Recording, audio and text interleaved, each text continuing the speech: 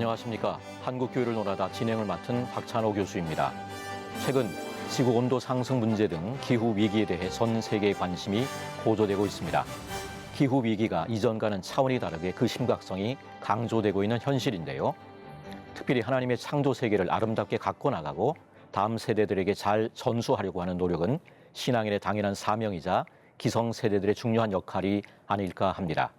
그래서 오늘 한국교회를 논하다에서는 기후 위기가 얼마나 심각한지 그 현황과 사회적 과제에 대해 함께 이야기를 나눠보도록 하겠습니다.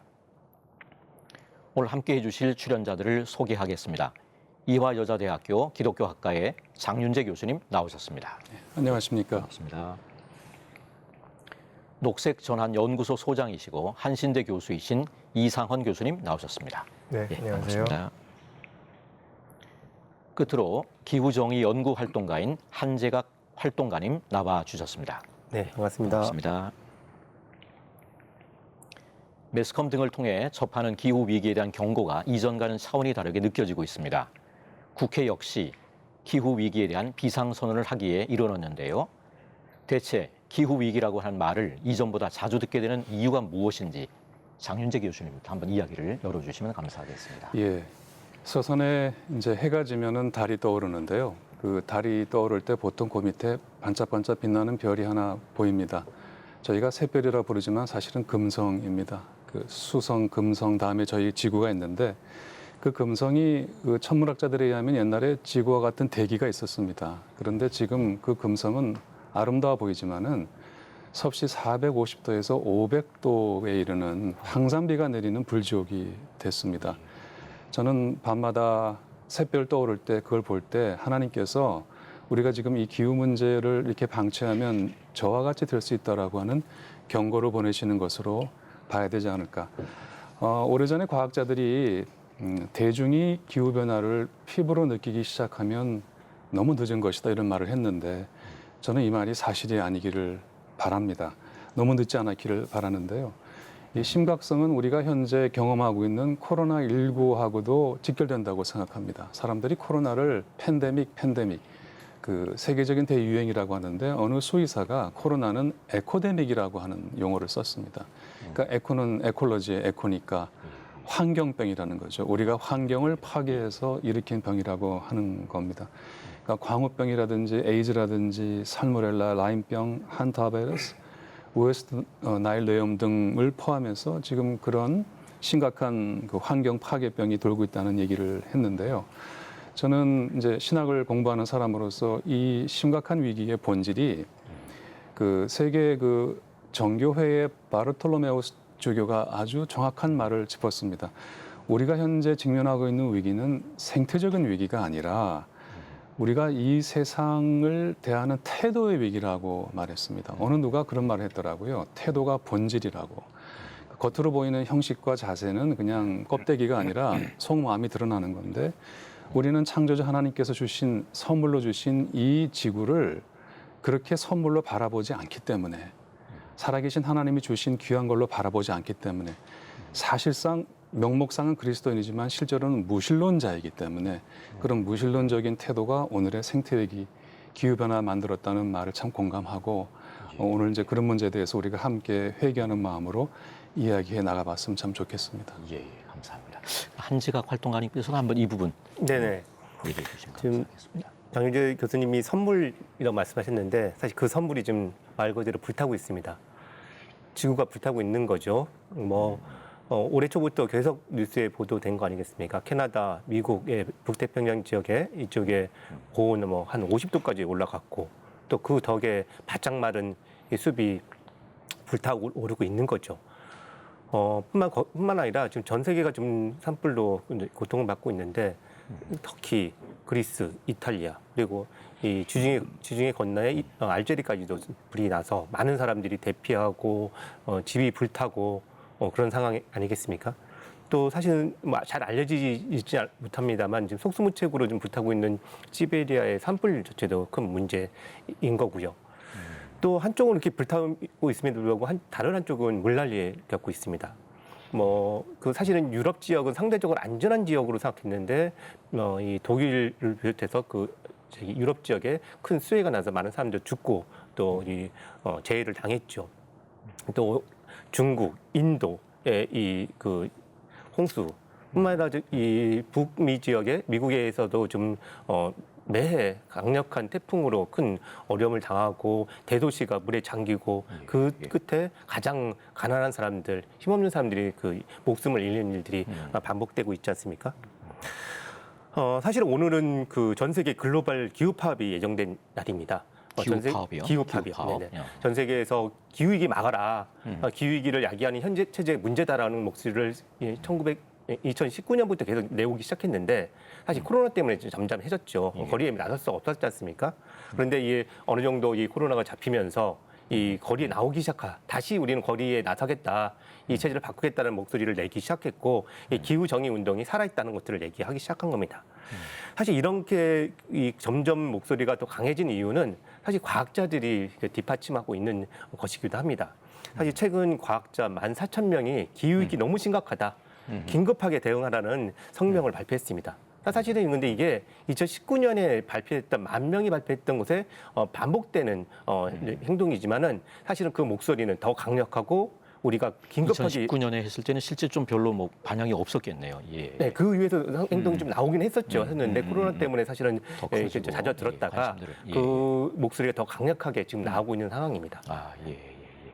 지구 온도 상승이 주는 위기가 어느 정도로 심각한 건지 한번 이상훈 교수님께서 좀 더 설명해 주시면 네, 감사하겠습니다. 최근에 나온 그 IPCC 기후변화 협약에 관한 정부 간 협의체 6차 보고서에서는 지구 온도가 이제 산업화 이전 대비 1.5도씨가 올라가게 되면 여러 이제 아프리카, 남미, 유럽 여러 대륙에서 농업 생태적 가뭄이 훨씬 더 자주 발생하게 될 거고요. 심각성도 훨씬 커질 거다라고 이제 전망을 했습니다.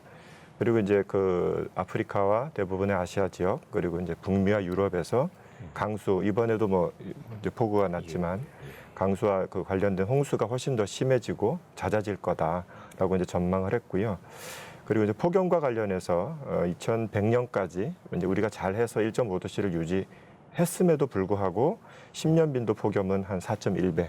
그리고 만약에 우리가 만약에 잘 못해서 4도씨가 올라가게 되면은 9.4배가 나타날 걸로 예측했고 50년 빈도 폭염 같은 경우에는 비슷한 조건에서 1.5도씨를 유지할 경우에는 8.6배 그리고 4도씨를 유지하면은 39.2배 자주 나타날 것으로 예측을 됐습니다. 그리고 그 이제 사실은 폭염이라고 하는 게 2003년에 유럽에서 대규모 폭염이 발생을 했을 때 7만 명 정도가 초과 사망을 했거든요. 7만 명이요? 네, 7만 명이 초과 사망을 했습니다. 예. 그리고 우리나라도 2018년 폭염 일수가 가장 길었는데 31.4일로 이때도 4,500명 정도가 이제 이 그 온열 질환자가 발생을 했고 그 중에서 48명이 이제 사망을 했거든요. 폭염 일수는 앞으로 계속 증가 추세에 있는데 문제는 이 폭염에 취약한 계층이 훨씬 더 이게 위험하다는 게 문제가 됩니다. 그래서 노인이라든지 어린이, 또 도시 야외 노동자, 또 뭐 취약 인구, 예를 들면 장애인이라든지 아니면 사회적 고립 상태에 놓이신 분들, 뭐 독거자라든지 아니면 한국어가 불능한 분들이라든지 아니면 이제 아주 빈곤한 분들, 이분들은 이제 폭염에 훨씬 더 취약하기 때문에 이제 이런 그 계급 간의 불평등이라든지 이런 문제가 오히려 이제 기후 위기의 심각성을 더 좀 악화시키는 그런 문제가 될 거고요. 그리고 또 이제 아까 장윤재 교수님도 말씀해 주셨지만 이런 그 지구 온도가 올라가게 되면 수인성 질병이라든지 아니면 동물을 매개로 한 전염병 이런 것들이 훨씬 더 증가하게 되고 또 아까 지금 산불이 굉장히 많이 나고 있는데 산불로 인한 대기오염 또 미세먼지 피해 이런 것들이 이제 건강상의 위험이 훨씬 더 커질 것으로 지금 전망이 되고 있습니다. 예, 예. 이 환경 문제의 원인은 뭐 아무래도 산업화에 따른 그런 부분이 가장 클 것 같기는 합니다만은 또 더불어 개인적으로 환경 문제를 일으키는 원인들이 무엇인지 한번 장윤주 교수님께서 한번 나눠주시죠. 예, 저는 그것을 탄소 문명이라고 이름을 짓고 싶습니다. 탄소 문명. 문명. 예. 그러니까 이 기후 변화가 지금 지구에서 일어나는 자연적인 뭐 변화가 아니라 인간의 문명이 일으킨 건데 그 중에서 주범은 탄소인데 아시지만 저기 산소는 생명을 만들었는데 탄소는 문명을 만들었단 말이 있습니다. 하나님이 주신 햇빛 에너지가 이제 화석 연료가 돼서 땅속 깊이 파묻혀 있던 것을 산업혁명 이후 인간이 이걸 다 꺼내 불태워 갖고 대기 중으로 탄소를 날려버려서 지금 이제 기후 위기가 자초된 거 아니겠습니까? 저는 그래서 지금 우리 인간을 두고 과학자들이 뭐 호모 사피엔스 그러는데 저는 별명 우리 인간을 이름을 바꿔 불러야 한다고 생각합니다. 어느 누가 불렀습니다만 호모 오일리쿠스다. 그러니까 기름을 먹고 기름을 베고 자고 기름으로 옷 입고 기름으로 모든 문명을 이끌어가는 기름에 중독된, 마치 아이들이 뭐에 중독되면 참 심각한 문제인 것처럼 사실 오늘 우리 현생 인류는 이 기름에 중독된 인간이거든요. 그래서 이 중독을 우리가 당장 끊지 않으면 북극곰과 함께 지구에서 사라질 수 있다라고 하는 경고를 저희가 받고 있습니다. 자, 그런데 이제 이런 원인에 관해서 저는 이제 신학을 공부하는 사람으로 보면은 우리 전통적인 기독교 가르침을 조금 돌아보는 것이 중요하다고 생각합니다. 우리가 한마디로 우리 그리스도인들이 기복 신앙에 취해서 영혼 구원만 강조하고 하나님의 창조 세계를 돌아보지 않은 우리의 죄책이 크다고 저는 생각합니다. 저희가 하나님의 구원도 구령이라 그랬죠. 영혼만 구원한다고 좁혀서 이해를 했고, 왜 저 멀리 배는 나의 시온성 이런 노래 있는 것처럼 우리는 이 땅은 그저 나그네 길이고 앞으로 본향만 생각하고, 또 왜 복음성가 중에 왜 세상 등지고 십자가 보내 이런 것처럼 이 세상에 어떻게 됐든 나는 나 혼자의 영적인 안전을 추구하겠다는 이런 그 영육 이원론, 성속 이원론 이런 신앙들이 오늘의 이런 그 기름에 중독된 인간을 만드는데 우리가 방조한 것이 아닌가. 참 놀라운 것은 실제 조사 결과인데요. 우리 그리스도인들이 교회 가서 목사님들의 설교를 들으면 들을수록 환경에 대한 관심이 떨어진다는 결과가 나왔습니다. 그러니까 저도 목회하지만 도대체 우리가 무슨 설교를 하고 있고 무엇을 가르치고 있는가 심각하게 반성하지 않을 수가 없는데, 오늘의 탄소 문명을 우리가 심각하게 돌아봐야 되고, 그런 탄소 문명을 제대로 통틀하지 못하고 회개하지 못한 우리의 잘못된 설교와 신앙에 대해서도 깊이 반성해야 될 때가 아닌가 생각하고 있습니다. 여러 뭐 문제의 원인을 얘기할 수 있지만 그리스도인 입장에서는 이제 그 부분을 방조한 것은 아닌가라고 하는 그런 말씀이신 것 같고요. 예, 한재각 박사님께서 한번 나눠주시죠. 탄소 문명 말씀하셨죠. 맞습니다. 사실은 온실가스 배출의 가장 많은 퍼센트를 차지하는 게 화석연료를 채굴해서 불태운 결과 이산탄소가 가장 많은 비중을 차지하죠. 그래서 탄소 문명이라는 건 타당한 지적이라 생각하는데요. 근데 질문도 더 이어져야 된다 생각합니다. 탄소 문명이 된 게 그냥 인류의 운명인지, 아니면 화석연료를 그렇게 캐내서 지금까지 계속 만들어왔던 이유는 무엇인가에 대한 질문을 해야 되는데, 저는 그건 자본주의 문명, 자본주의 체제와 연결될 수밖에 없다고 성장과 생각합니다. 발전을 위한 어떤 자본주의의 그렇죠. 끊임없이 성장하고 발전하고 하도록 하는 이윤축을 위해서 끊임없이 캐낸 거죠. 예컨대 전 세계 20개의 화석연료 기업들이 있습니다. 예컨대 뭐 사우디 아람코라 같은 이런 기업부터 20개의 기업들이 캐내서 팔아가지고 엄청난 부를 쌓았죠. 근데 그 결과 캐낸 화석연료는 불태워져서 온실가스로 만들어졌습니다. 그 20개 기업들이 배출한 책임이 있는 온실가스 양은 65년부터 배출했던 온실가스 양의 35%를 차지합니다. 단지 20개 기업들이요. 또 이거를 소비 쪽으로 가면 전 세계 소득 상위 10% 계층이 배출한 양이 50%입니다. 하위 50%, 인구의 절반이, 전 세계 인구 절반이 배출한 양은 10%밖에 되지 않습니다. 엄청난 불평등한 세계입니다. 이것도 자본주의 시스템과 관련되는 거죠. 근데 그 피해를 누가 보고 있냐? 아시다시피 가난한 나라, 가난한 사람들이 다 피해를 보고 있는 겁니다. 아까 말씀하셨던 취약계층 쪽에. 그렇죠. 예. 그렇기 때문에 배출은 누가 하고 피해는 누가 보느냐.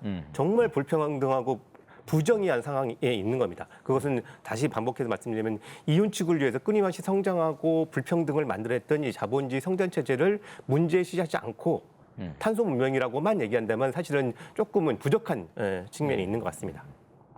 인간의 욕심인데요. 이게 브레이크가 걸리기가 참 어려울 것 같은 그런 생각이 많이 듭니다. 특별히 지금 경제도 어려운데 환경 왜 생각해야 되느냐 이런 의견이 아마 거기서 나올 수 있을 것 같고, 이 환경 변화에 따른 경제적 영향이 상당히 크다는 것을 아는 게 굉장히 중요할 것 같은데, 이 환경 변화에 따른 어떤 경제적 손실에 대한 이야기, 이 부분을 한번 이상훈 교수님께서 전해주시죠. 이제 저도 이제 GDP로만 다 표현하는 건 사실은 적절한 방법은 아닌데 익숙하니까 그걸로 좀 말씀을 드려보겠습니다. 그 유명한 재보험사인 스위스 리라고 하는 데서 연구소에서 최근에 이제 연구를 했는데 온실가스 감축이 제대로 되지 않으면은 2050년 세계 경제 생산이 한 연 18% 정도 감소할 수 있다는 전망인데요. 이게 하나로 매년 1경 8,600조 원이 이제 줄어드는 걸로 이렇게 나오고 있습니다. 그리고 이제 한국의 경우도 2050년에 우리가 이제 2도씨 이하로 잘 유지했을 경우에 국내 총생산이 2.7% 정도 이제 줄어들고요. 최악의 경우, 그러니까 3.2도씨 정도로 올라가게 되면은 12.8% 정도로 이제 줄어들 것으로 이제 추산이 되고 있습니다. 우리나라 2020년 이제 GDP가 약 1.6조 달러 정도 되거든요. 이걸 기준으로 하면은 온실가스를 우리가 잘 감축했을 경우에도 매년 한 47.5조 원 정도의 이제 손실이 발생하고요.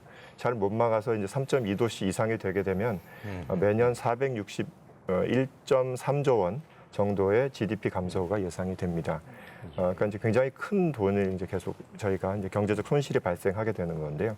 아까 말씀하셨다시피 기후 변화의 책임과 피해가 굉장히 지금 분리돼 있지 않습니까? 그래서 이런 문제가 오히려 더 지금 단순한 GDP 전체의 감소와 더불어서 이런 사회 경제적 불평등이 더 악화되는 게 사실은 더 큰 문제라서 우리가 이제 기후 위기라는 같은 태풍 속에는 있지만 같은 배를 타고 있는 건 아닙니다. 그래서 이런 문제가 앞으로 우리가 좀 살펴봐야 될 경제적인 피해 중에서 중요한 부분이라고 생각을 합니다. 이러한 경제적 손실과 환경 변화에도 불구하고 그 심각성을 받아들이는 어떤 사회적 분위기는 조성이 아직 안 돼 있는 것 같은데 그 이유가 뭔지 한번 좀 장님. 예, 우선은 우리나라가 이제 전 세계적으로 중국이 이제 탄소 배출 1위고 뭐 미국이 2위고 하니까 우리나라는 뭐 저 밑에쯤 될 거라 생각하지만 사실은 어느 사람이 우리나라를 기후 깡패 국가라고 참 기후 깡패 국가. 네, 했습니다마는 예. 좀 지난 통계입니다만 전 세계 탄소 배출량에 우리가 10위권 안에 들어가는 걸로 알고 있습니다. 그리고 지금 계속 또 패널께서 제기하다시피 지금 기후 문제가 사실은 정의에 먼저 연결되는 게 전 세계 탄소 배출의 3분의 1을 상위 10개 부자 국가들이 이루고 있고 그 대부분의 피해는 전혀 여기에 기여하지 않은 사람들이 당하고 있는 이 문제이기 때문에 기후 위기 문제는 사실은 정의의 문제가 개입된다 할 수 있겠는데요. 이 사회적 분위기가 잘 만들어지지 않는 이유는 저는 제가 볼 때는 이런 점을 좀 지목하고 싶은데 우리가 이것을 이렇게 이 문제를 인간 사회만 국한해서 보기 때문에 이런 문제가 발생한다라고 좀 말씀드리고 싶어요. 우리의 생각을 하는 거죠, 중심적으로. 인간을 넘어서서 생각해야 되는데. 그러니까 하나님이 지으신 창조 세계라고 하는 것이 인간만의 사회가 있는 것이 아니라 소위 우리들의 동료 피조물도 함께 살아가는 큰 생태 공간 이 안에서 우리가 함께 먹고 살아가는 공간인데 우리의 굉장히 좁은 그 사회 이해 그 자체가 우리를 인간만 생각하게 만드는 인간 중심으로 생각하게 만드는 그런 문제가 있다고 생각합니다. 하지만 그 하나님이 지으신 이 자연 바깥의 인간이 존재하지 않고 그 위에 군림하지 않고 우리는 자연 안에 자연과 더불어 사는 자연의 일부로 우리 지으셨다는 그것을 우리가 이제 있기 때문에 이런 문제가 발생하지 않나 싶어서요. 저는 그래서 이 문제를 우리가 해결하려면은 우리의 생각을 바꿔야 되는데 사실은 환경이라는 단어도 우리 그리스도인 쓰지 말자라고 제가 말씀드리고 싶어요. 왜냐하면 환경하면 마치 우리말에서 무슨 배경처럼 여겨집니다. 인간이 여기 무대의 주인공이고 환경은 이 뒤에 지금 무대 장치처럼 우리를 위해 존재하는 숲과 뭐 동물과 나무가 다 하지만은 이것은 우리 성서적으로 하나님이 지으신 창조 세계입니다. 그러니까 이 하나님이 지으신 창조 세계를 하나님의 손가락으로 지으신 창조 세계를 왜 피카소 작품 보게 되면 참 경이로워하면서 우리가 이걸 보고서 왜 아름답다라고 볼 줄 모를까요? 그러니까 하나님이 지으신 이 놀라운 창조 세계를 하나님의 작품으로 볼 수 있는 눈을 가져야 그런 어떤 그 생태적인 회심을 해야 비로소 이것이 인간 사회에 국한된 문제가 아니라 전 창조 세계의 문제라고 하는 그 인식의 확장이 이루어져서 거기서 이런 그 분위기를 반전하는데 중요한 전거가 될 거라고 저는 생각합니다. 생태적 회심이라고 그렇습니다. 표현을 쓰셨는데요. 그러니까 실제 이제 예배 시간에 매주일마다 우리가 창조주 하나님을 고백하는데 이 자연 이 세계를 하나님의 창조 세계로 보는 시각이 많이 부족하고 인간 중심주의적인 어떤 생각이 젖어 있군요. 예. 그러면 이 환경 문제와 위기, 뭐 이 기후 위기에 대한 우리나라의 대응도 궁금한데요. 다른 나라에 비해서 어떤 정책을 가지고 있고 또 이런 정책들에 대해서 어떤 평가를 할 수 있는지 이상원 교수님께서 한번 나눠주시면 감사하겠습니다. 지난 7월에 이제 한국판 뉴딜 2.0이 발표가 됐습니다. 그래서 이제 탄소 중립을 실현하겠다고 이제 정책을 여러 가지 제시를 했는데요. 종합적으로 좀 평가를 해보면 과거에 이제 개발 패러다임에서 완전히 벗어나지는 못하고 있다라고 하는 게 저는 제일 큰 문제라고 생각을 합니다. 우리가 이제 그동안의 경제 성장을 견인해왔던 대기업에 여전히 좀 의존하고 있는 그런 거고, 또 대단히 시민 참여보다는 이제 관료 위주의 어떤 정책 수립 과정, 이런 부분들이 이제 굉장히 좀 큰 문제로 좀 지적돼야 될 것 같고요. 무엇보다도 이제 여전히 무한한 경제 성장이 가능하다고 이제 믿고 있는 그런 데서 이제 온전히 벗어나지 못하고 있다. 아까 이제 장윤주 교수님도 말씀하셨지만 그런 게 굉장히 좀 여전히 유지되고 있다는 게 좀 큰 문제인 것 같습니다. 그 결과가 저는 이제 녹색 성장에 자꾸 집착하는 게 저는 좀 문제라고 생각하는데요. 게다가 이제 정치적 의지도 조금 부족해 보이고, 그래서 예를 들면 이제 얼마 전에 8월 말에 기후 위기 대응을 위한 탄소 중립 녹색 성장법이라는 게 이제 국회에서 통과가 됐습니다. 이 법안에 뭐 기후 변화 영향 평가 제도라든지 온실가스 감축 인지 예산 제도 등등 몇 가지 선진적인 이제 제도는 도입했습니다만 예를 들면은 그 이제 온실가스 감축 목표를 법에 명시를 해놨어요. 2030년에 2018년 기준, 그러니까 우리나라가 2018년이 배출량이 제일 많았던 때입니다. 2018년. 예, 그때가 이제 7억 한 2,700만 톤 정도 되는데, 그때를 기준으로 2030년까지 35%로 줄이겠다. 이게 이제 감축 목표로 제시가 됐는데, 이 목표가 이제 IPCC에서 이제 권고한 기준이 있어요. 이거는 이제 평균적으로 2010년 대비 최소 한 45% 정도를 감축해야 전 지구적으로 온실가스를 이제 1.5도 평균 기온을 1.5도씨 이하로 낮출 수 있다라고 했는데, 그 기준에 좀 턱없이 못 미치는 수준입니다. 그래서 계산을 해보면 앞으로 우리가 이 기준에 비해서도 한 1억 한 1,200만 톤 정도를 더 줄여야 되는 그런 상황이에요. 그러니까 지금 목표치 자체도 굉장히 좀 미흡한 수준으로 설정이 돼 있고요. 그다음에 이제 저는 좀 중요한 문제가 2019년 기준에 우리나라 식량 자급률이 한 45.8% 정도, 곡물 자급률은 21% 정도 됩니다. 저는 이제 기후 위기에 관련해서 가장 저희가 지금 직접적으로 부딪힐 문제가 식량 문제라고 생각을 하는데요. 이런 이제 자급률이 굉장히 낮은 상태에서 우리가 식량 주권을 확보하려면 이 부분을 자급률을 어떻게 올릴 거냐. 이 부분에 대한 정말 그 아까 이제 잠깐 처음에 모두에 나왔지만 전시 체제를 방불케 하는 어떤 준비가 필요한데 나와 있는 대책이 굉장히 미흡하고, 특히 이제 이런 곡물이라든지 이런 식량 주권을 확보할 수 있는 방안에 대해서 너무나 좀 미온적인 정책들만 있어서 좀 대단히 좀 염려스러운 상황입니다. 이어서 한재각 그 활동가님께서 한번 나눠주시면 감사하겠습니다. 저는 사실 좀 더 비판적입니다. 지금의 정부가 사실은 뭐 그린 뉴딜이니 탄소 중립이니 이런 얘기를 뭐 쓰긴 합니다. 뭐 과거의 정부에 비해서는 낫죠. 그런 얘기를 아예 안 했던 정부에 비해서는 훨씬 나은입니다만, 실제 내용을 보면 그린워싱, 소위 위장 환경주의라고 비판해도 충분한 문의만 있다고 생각합니다. 예. 그런데 탄소 중립한다고 하면 가장 중요한 게 온실가스 배출한 배출원을 없애는 거지 않습니까? 근데 새롭게 신규 석탄 발전소를 지금 계속 짓고 있습니다. 우리나라만 짓고 있는 논리적으로 좀 안 맞네. 네, 한국에는 벌써 7개를 짓고 있고요. 우리나라만 짓는 게 아닙니다. 우리나라 돈을 들여서, 공적 자금을 들여서 인도네시아와 베트남에다가 석탄 발전소를 지어주고 있습니다. 그러니까 전 세계가 물어봅니다. 문재인 대통령, 당신이 얘기하는 그린 뉴딜이 이런 겁니까? 라고 하는 질문이 나오고, 그것이 뉴욕에 나오는 신문에 일면에 그 광고로 들어갑니다. 항의 광고로 들어가는데, 정부는 그거에 대해서 짓던 것만 계속 짓자. 라고 얘기를 합니다. 사실 이거야말로 위장 환경주의죠. 내 정부 때는 하는 척 하겠지만은 뭐 그건 다음 정부가 알아서 할 일이다. 이렇게 얘기하는 게 말이 안 된다고 생각하고요. 또 하나는 가덕도 신공항 같은 공항 계획 생각해 보십시오. 사실 항공기라는 거는 거의 모든 그 교통수단 중에서 단위당 온실가스를 가장 많이 배출하는 이 교통수단입니다. 해외에서는 단기간에 있는 국내 교통수단으로서 항공기를 다 노선을 폐쇄하자고 얘기하고 있는데, 한국은 꾸역꾸역 공항을 새롭게 짓겠다고 하고 있습니다. 이 정부 내에서 그러고 있는 거죠. 그거야말로 앞으로는 탄소 중립 얘기하고 그린 뉴딜 얘기하지만 실제로는 아무것도 바꾸지 않은 채 온실가스를 더 배출할 수 있는 계획들을 밀어붙이고 있는 겁니다. 이 상황에서 제대로 답을 안 하고 있는 상황이기 때문에 이거야말로 그린워싱이다. 저는 이렇게 비판할 수밖에 없습니다. 예. 그럼 지금의 환경 문제를 극복하기 위한 어떤 국제사회의 대응들이 있을 것 같은데 어떤 노력들이 있는지 계속해서 한번 좀 말씀해 주시면. 사실은 극적으로 변하고 있습니다. 미국만 보더라도 이 트럼프 전 대통령은 사실 그렇지 않습니까? 기후 부정론자였어요. 기후 변화 없다라고 얘기했던 사람인데 적극적으로 그걸 반영하는 바이든 정부가 왔습니다. 첫 번째 했던 게 그겁니다. 오랜 논쟁하고 싸움이 있었던 대규모 송전 계획을 취소부터 했습니다. 그리고 자신들이 갖고 있는 국공유지에서 화석연료 캐내는 거 금지시키는 것부터 시작했습니다. 그리고 당연히 재생에너지, 전기차, 그린 빌딩 같은 거에 대한 대규모 투자를 시작했습니다. 근데 단순히 이건 기업들에게 그 돈을 줘서 하겠다는 문제뿐만 아니라 오랫동안 환경 부정의에 있었던 그 유색인종, 빈곤층, 선지민들의 불평등을 그 과정에서 또 동일하게 해결하겠다고 얘기를 한 겁니다.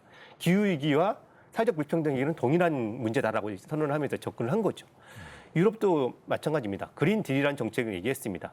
2050년까지 탄소 중립하겠다는 거 법제했고 자기들이 그동안 너무 많이 배출했기 때문에 우리는 더 감축을 해야 된다라고 하는 목소리를 반영해서 2030년까지 감축 목표를 55%에서 65%로 강화했습니다. 그렇기 때문에 강력한 규제도 필요하죠. 예를 들면 이렇습니다. 유럽에서는 2035년부터는 자동차, 내연기관 자동차 판매를 금지시켜 버렸습니다. 그러니까 앞으로는 내연기관 자동차라는 것이 더 이상 판매가 안 되는 거죠. 유럽에서는 결발하는 겁니다. 근데 이것도 부족하다고 계속 얘기합니다.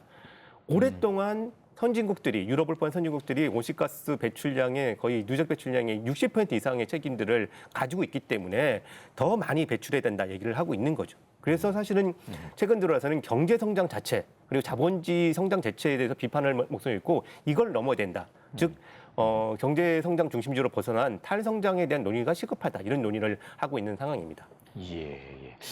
결국 이게 뭐 어떻게 보면 세계 교회의 책임 이런 또 움직임 이런 부분도 우리가 살펴봐야 될 것 같은데 장윤재 교수님께서 한번 희망이 있습니다. 우리 세계 교회가 정말 운동화끈 딱 질끈 동요매고 뛰기 시작을 했습니다. 저도 제가 목회하고 있는 교회에서 시작했습니다만 이제 9월 1일부터 10월 4일까지 온 세계 교회가 창조절을 지키기로 해서 지금 지키고 있는데요. 영어에서 죄송합니다만 이제 Season of Creation이라 그래갖고 온 세상을 지어주신 창조주를 영광을 돌리고 그분이 지으신 이 창조 세계를 파괴하는 우리 자신을 돌아보는 이제 계절이 창조절인데 성령 강림절 가운데 들어와 있습니다. 그거를 이제 많은 교회가 지키고 있는데 제가 여기에 아주 중요한 선언문 하나 갖고 왔어요. 이 선언문은 이제 우리 개신교를 대표해서는 그 저스틴 웰비 그 영국 성공회 대주교가 참여하셨고 가톨릭을 대표해서는 프란치스코 교종이 참여했고 정교를 대표해서는 그 정교회 바르톨로메우 세계 총대주교 3인이 서명을 해갖고 9월 1일 발표한 성명서인데 여기 참 이런 말이 전 세계 그리스도인에게 호소하고 있습니다. 한마디로 지금 우리가 세계적인 재앙에 직면하고 있는데 모두가 안전하지 않으면 아무도 안전할 수 없다라는 얘기를 하면서 단 한 사람도 여기서 소외되지 않도록 우리가 해야 된다는 말씀을 하시면서 현재 위기는 우리가 어떻게 하나님의 창조 세계를 바라보는지 태도의 위기라고 다시 얘기를 하면서 냉혹한 정의의 문제 앞에 서 있다고 진단을 했어요.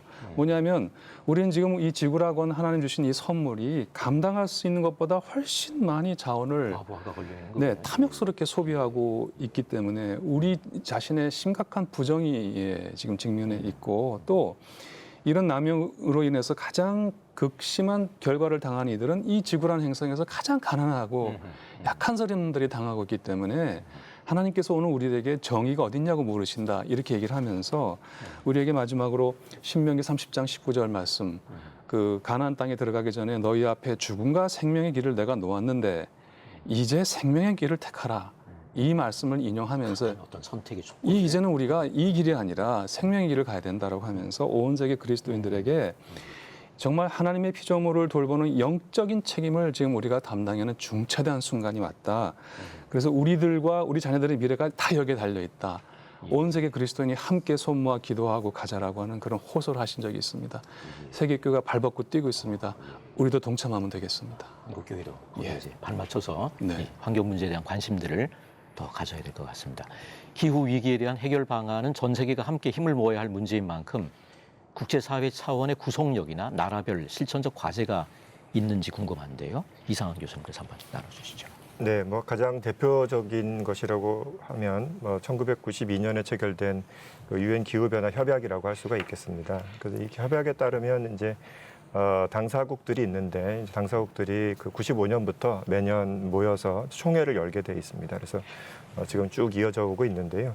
뭐 이제 교토 의정서도 많이 이제 들어보셨을 거고 가장 그 유명한 것은 2015년에 체결된 파리 협정입니다. 파리 협정. 예. 파리 협정은 이제 산업화 이전 대비 지구 평균 기온 상승을 2도씨보다 상당히 낮은 수준으로 이제 유지하기로 하고 그다음에 이제 1.5도씨 이하로 제한하기 위해서 노력을 해야 된다라고 하는 것을 약속을 했고요. 그 전에 이제 교토 의정서 체제에서는 주로 이제 뭐 선진국 위주 그리고 이제 개도국들이 많이 빠져 있는 그런 상태의 이제 의정서였다면 이건 이제 시효가 다 됐고 지금부터는 이제 파리 협정에 따라서 각 나라가 자발적으로 감축에 이제 기여할 수 있는 목표들을 5년마다 한 번씩 이제 제출을 해서 전 지구적으로 이제 그 감시하는 그런 이제 시스템을 지금 갖춰놓고 있습니다.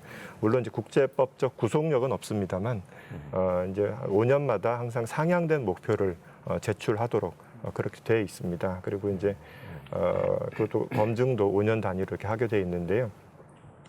우리나라는 이제 감축 기여 목표를 2015년에 이제 한번 냈었다가 2020년에도 또 냈어요. 근데 이제 그 방식을 바꿔서 내긴 했습니다만 결과적으로는 거의 비슷한 그 배출 목표를 내서 국제적으로 아까 말씀하셨듯이 기후 악당 국가의 그런 오명을 좀 뒤집어 쓴 게 있습니다. 그리고 이제 뭐 미국의 그린 뉴딜이라든지 유럽의 그린 딜 뭐 이런 탄소 국경 조정 메커니즘 등등의 이제 구체적인 국제적인 노력들이 이제 지금 진행이 되고 있고요. 저는 이제 아까 장윤재 교수님 말씀이나 아니면 한재각 선생님 말씀에 이어서 같은 맥락에서 저는 이제 기후 위기가 이제 자본주의 경제 시스템의 어떤 구조적인 문제에서 좀 비롯된다라고 생각을 하고 있습니다. 그러니까 여전히 이제 무한한 경제 성장이 가능하다고 생각하고 사람과 자연에서 계속 이제 그 이득을 얻어서 계속 이제 추출해내고 그것이 이제 소수에게만 이제 이득이 가게 되는 나머지는 그 피해를 고스란히 보게 되는 이 시스템의 방향을 바꾸지 않으면 이 기후 위기는 해결이 안 된다. 이게 물론 우리의 모두의 문제이고 우리가 윤리적으로 혹은 뭐 신앙적으로 이렇게 회심해야 될 문제이기도 하지만 구체적으로 우리가 살고 있는 경제 시스템의 DNA를 바꿔주지 않으면 이건 해결이 되기가 굉장히 어렵다 이런 생각이 들고요. 그래서 그런 것을 이제 쉽게 표현하면 경제 민주화라고도 좀 할 수가 있을 것 같습니다. 그래서 경제 민주화는 그러니까 1%를 위한 경제가 아니라 99%를 위한 경제를 어떻게 만들 거냐라고 하는 것이 굉장히 중요한데 이미 이제 미국이나 유럽에서 뭐 여러 가지 이름으로 예를 들면 뭐 연대 경제, 뭐 공유 경제, 삶의 경제, 뭐 민주적 경제, 뭐 등등 다양한 이름으로 또 다양한 실험들이 이미 이제 경제 DNA를 바꾸는 이런 실험들이 이미 많이 진행되고 있습니다. 그래서 예를 들면은 저는 이제 그 기존의 국가 사회주의는 새로운 경제 시스템이라고 보기는 좀 어렵고요. 새로운 시스템의 핵심은 이제 이 이윤이 아니라 공공선을 추구하는 경제. 그래서 모두에게 혜택이 되는 그런 이제 경제를 공공선을 추구하는 경제를 만드는 게 이제 굉장히 중요하다고 보고요. 이미 이제 뭐 미국의 클리블랜드 같은 경우에 여기는 이제 록펠러 시절에 이제 만들었던 굉장히 잘 나가던 도시였는데 그 이후에 굉장히 쇠락해져서 굉장히 좀 악명이 있었다가 거기 이제 그 다시 도시가 다시 살아나는 데 있어서 협동조합, 에버그린 협동조합 같은 것들이 생겼는데요. 이런 협동조합을 지원하는 앵커 이제 기관들이 있습니다. 병원이라든지 대학이라든지 이런 데서 지역의 이제 그 주민들을 위한 경제, 지역에서 만들어진 부가 다시 지역으로 돌아가는 대기업으로 가는 게 아니라 다시 이제 지역으로 이제 되돌아가는 그런 경제 시스템을 만든다든지 지역 공공은행, 그러니까 이제 이 은행의 성격 자체가 지역의 공공선을 더 이제 높이는 쪽으로 이윤이 아니라 높이는 쪽으로 기여하는 그런 뭐 노스다코타 은행이라든지 아니면 이제 지역 순환 경제를 이미 실현하고 있는 영국의 프레스턴 시라든지 이런 다양한 사례가 이미 많이 진행되고 있습니다. 그래서 저는 이런 부분에 저희가 참 주목을 많이 해야 된다라고 생각을 하고 있습니다. 한재각 선생님께서는 지금 활동을 하고 계신데 어떤 이 환경 문제와 관련된 시민운동의 한계랄까요? 또 정부 차원에서 도울 수 있는 역할에 대한 어떤 제안을 좀 해주시면 네네. 감사할 것 같습니다. 사실은 한국의 환경운동도 기후운동도 오래전부터 노력을 해오긴 했었는데 사실 이렇게 역사를 보면 기후 문제가 있다는 것들을 알리는 데 일단 주력을 한 것 같습니다. 근데 이게 필요한 일이긴 한데 그리고 나서 곧바로 하는 거는 그러니까 우리 주위에 할 수 있는 작은 실천이 뭐냐? 그래서 뭐 에코백 들고 다니고 텀블러 들고 다니고 하는 이런 일들을 어떻게 할 것인가를 중심으로 얘기를 해왔어요. 근데 그게 의미가 있는데 앞서 했던 구조적인 측면에 대해서는 사실은 좀 거리가 좀 있었습니다.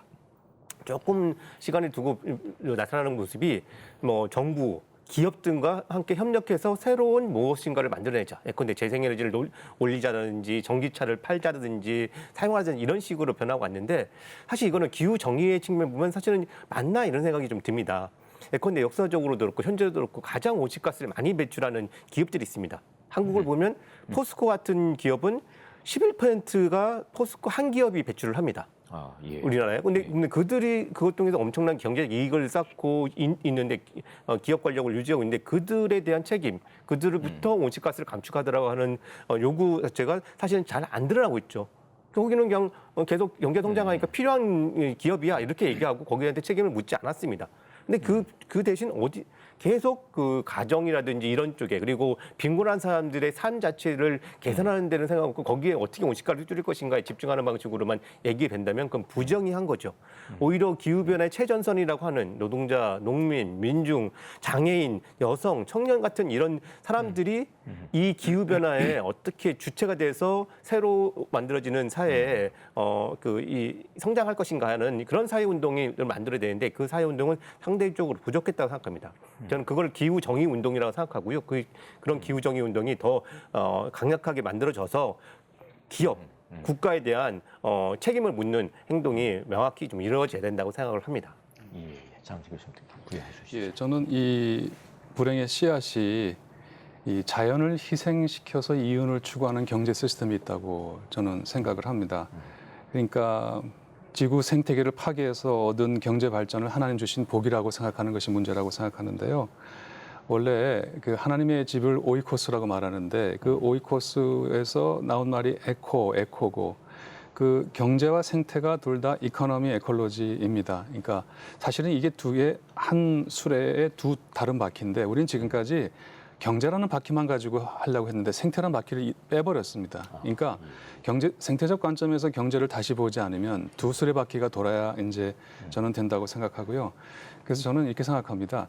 아까도 이제 말씀하셨지만은 이제 2010년 대비 45%를 감축하려면은 그래서 2050년에 탄소 중립 사회를 가려면 이제 겨우 30년밖에 안 남았습니다. 저희들한테 한 세대밖에 안 남았는데 저는 일종의 이것을 신앙적으로 출애굽 운동이라고 생각합니다. 이제 이 탄소 사회에서 이제 탄소 중립으로 가야 되는데 이 길이 결코 쉬운 길이 아니라고 하는 점. 그리고 이 길은 신앙인들의 영적 각성 없이는 이룰 수 없는 길이라는 거. 왜냐하면 지금 우리가 코로나로 작년에 수많은 기업들이 어려움 정하고 가게들이 문 닫았는데요. 그와 같은 충격을 매년 한 차례씩 맞아야 2010년도 45%까지 되는 그 길이거든요. 과연 우리가 그 길로 가려고 할까요? 이거는 신앙의 힘이 없으면 갈 수 없는 길이기 때문에 이런 때야말로 영적 부흥과 각성이 중요하다고 생각합니다. 예, 마지막으로 작지만 개인이나 특별히 교회 차원에서 실천할 수 있는 부분들이 있을 것 같은데 이런 활동들이 왜 중요한지 간단하게 이상원 교수님께서 한번 마무리를 해주시면 감사하겠습니다. 예, 저도 교인인데요.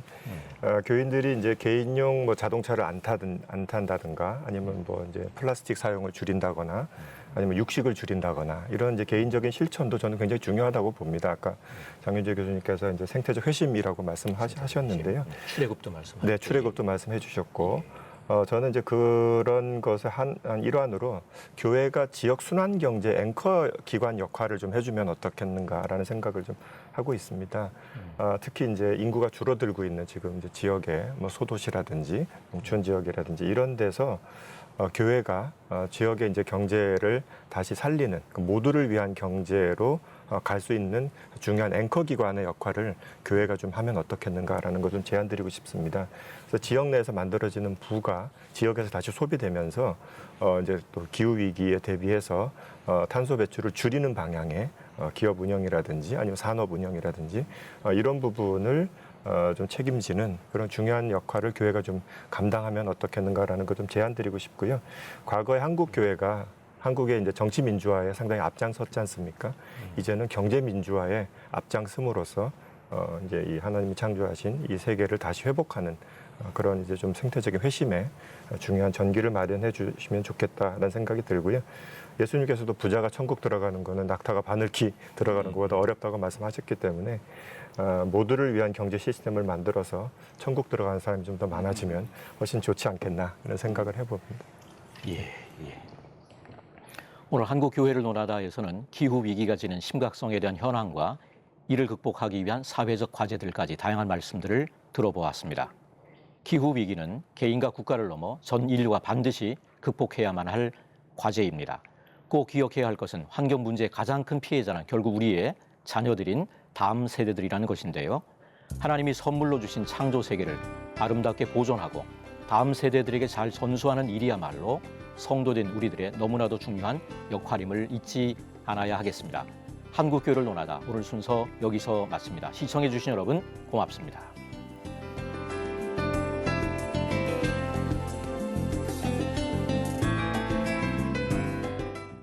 이 프로그램은 여러분의 미디어 선교 후원으로 제작되었습니다. 선교는 사명, 후원은 동역. 당신도 복음을 전할 수 있습니다. 선교 후원 02-6333-1003번